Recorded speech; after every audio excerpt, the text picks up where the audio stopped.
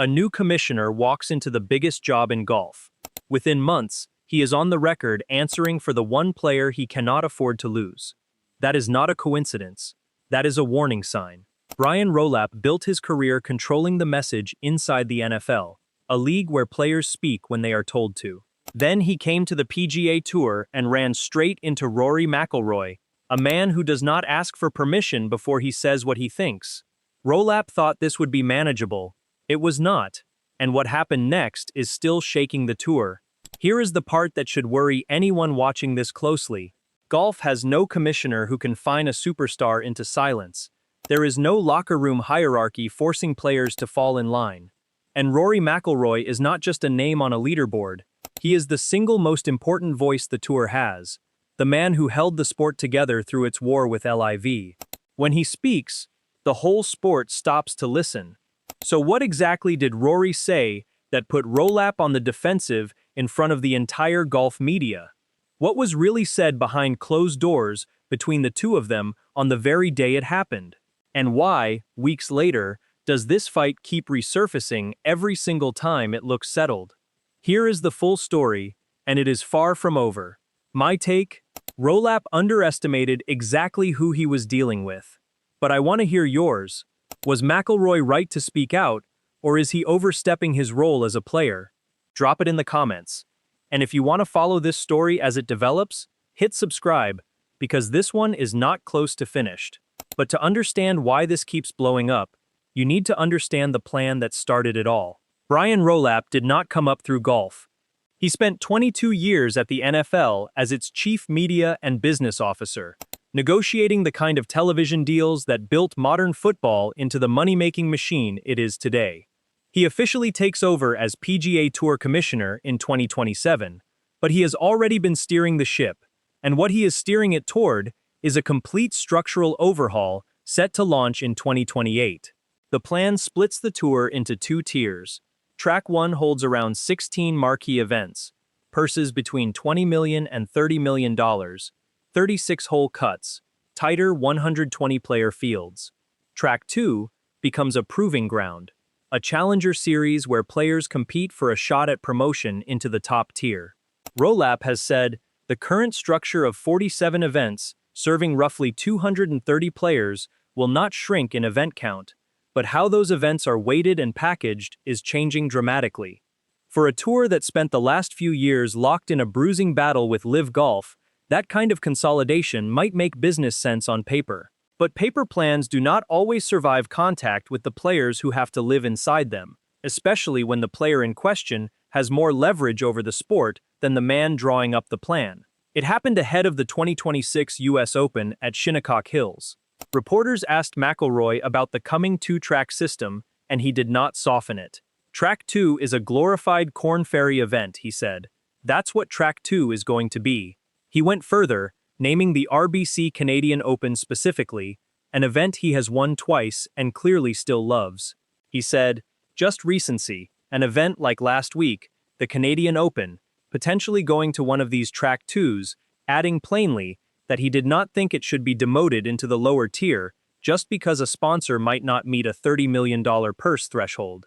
Then came the line that cut even deeper into Rolapp's rationale.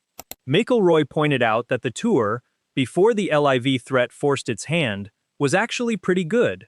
It was a quiet but pointed suggestion that some of these sweeping changes were less about a better product and more about reacting to a competitive threat that has since cooled off. This was not a passing complaint.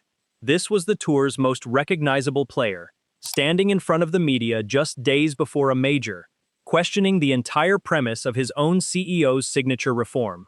Rolapp did not stay silent. At a press conference at TPC River Highlands, he addressed the comments directly, and he made a point of noting he had already spoken with McIlroy that same day. I had a chance to speak with Rory today, Rolapp told reporters.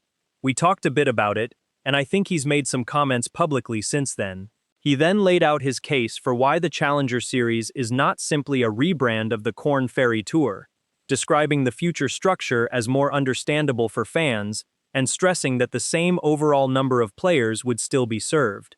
What was actually said in that conversation between the two men has never been made public. What we do know is the timing. A private word with the tour's biggest star on the very day Rolapp had to answer for that star's public criticism. Draw your own conclusions about how much of that public response was shaped by what happened behind closed doors. Here is where the story stops being about words and starts being about power.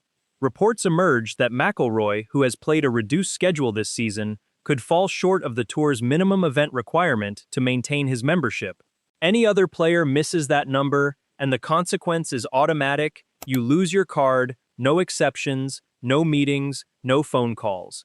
But according to that same reporting, the tour was prepared to give McIlroy a pass on it. Sit with that for a second. This is the same commissioner who had just spent a press conference publicly disputing his biggest critic's claims on the record, and days later, that critic was reportedly getting the one thing an ordinary member of the tour could never ask for: an exception to a rule with no exceptions. Golf media did not let it slide. It got framed immediately as a case study in double standards, one set of consequences for the 200-plus players grinding to keep their card, and an entirely different set for the one player the tour cannot afford to lose. That is the part that should stop you. Rolapp was supposed to be the one setting the terms. Instead, the tour bent for the one man who had just told the world its new plan was a glorified minor league. Whether you call that fairness, business reality, or leverage, it is impossible to unsee once you notice it. The rules on this tour only appear to hold as long as the person breaking them isn't Rory McIlroy. Rolapp is trying to bring a level of top-down structure to a sport built on independent contractors who owe him nothing. McIlroy is not simply a player pushing back. He is the same man who spent years being the tour's most visible defender during its war with LIV Golf, a role that reportedly took a toll on him long before this fight even started. That history matters. It means when McIlroy criticizes the direction of the tour now, it does not read as a disgruntled outsider complaining.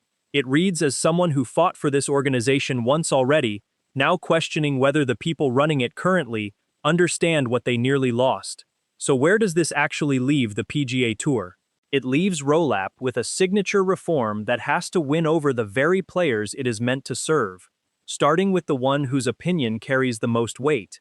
It leaves McIlroy exactly where he has been all year: outspoken, unafraid to contradict the front office, and still the face of the tour, whether the tour's new leadership finds that convenient or not.